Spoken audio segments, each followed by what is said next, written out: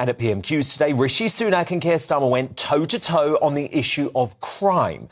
And calling out his opponent's shoddy record, the PM gave the Labour leader an apt new nickname. I love this, look.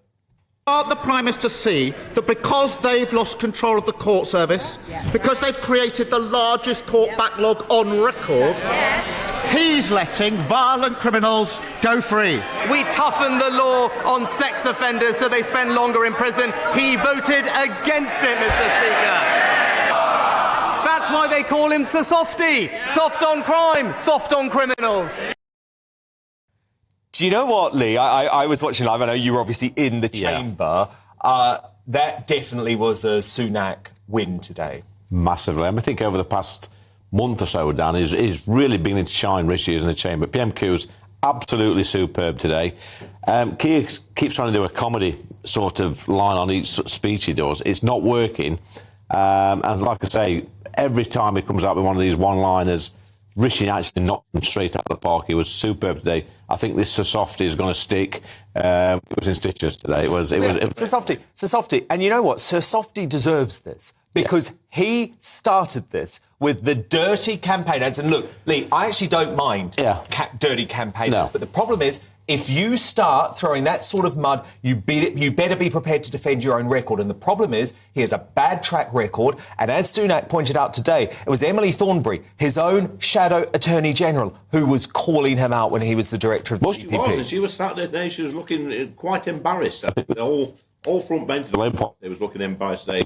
I think Rishi nailed him. Like you say, he brought up his terrible track record when he was the Director of Public Prosecutions. It's shameful. Like you say, Dan, the ads from last week were quite shameful. I'm not bothered, actually, because it does us a favour. It makes him look like a child. It makes him look like a playground bully as well. And it's not working. Well, no, but personally, I don't know how you feel about this, Lee, but I also don't think there was anything wrong when Boris Johnson raised the Jimmy Savile thing either, because at the end of the day, he was still at the DPP at that time. Well, look, if you're going to claim credit for all the prosecutions while you're in charge of an organisation, you should be holding your hands up and apologising for things that didn't go quite so well. And especially when he's trying to blame Sunak for things that happened before he was even an MP. Well, there you go. I mean, Sunak's only been there since 2015 and he was Director of Public Prosecutions for years before.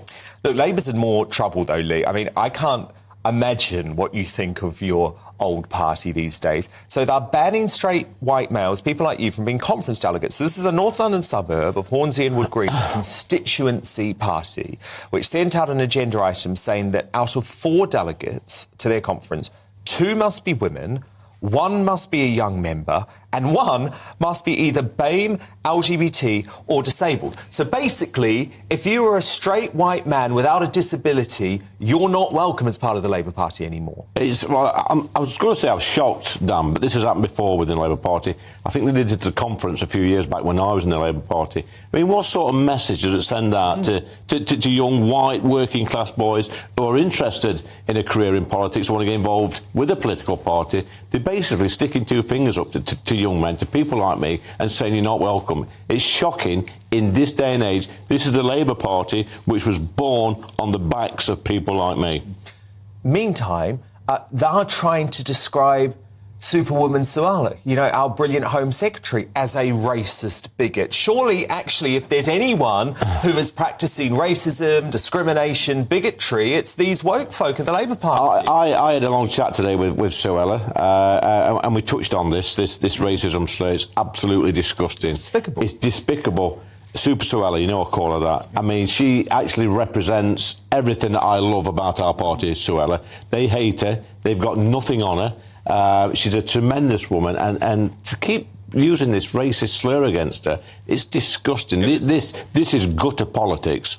It really is. And that's what they're clearly going to be practising up until the run up to the election, which I guess in your role you're now going to have to be fighting against. Look, Lee, I want to show you a bit of a GB News exclusive. So this is from our great reporter Charlie Peters, who revealed today that the National Lottery Heritage Fund broke its own rules after providing £250,000 on an initiative which runs controversial political speeches, including by an anti-police activist and an activist that says the Met contains a gang which executes black kids. Watch this.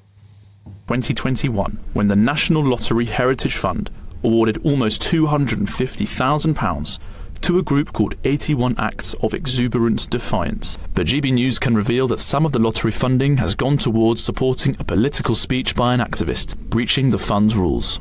Campaigner Stafford Scott gave a talk at a Brixton venue earlier this month, which accused the royal family of being involved in slavery. He slammed the Met as a gang executing black kids.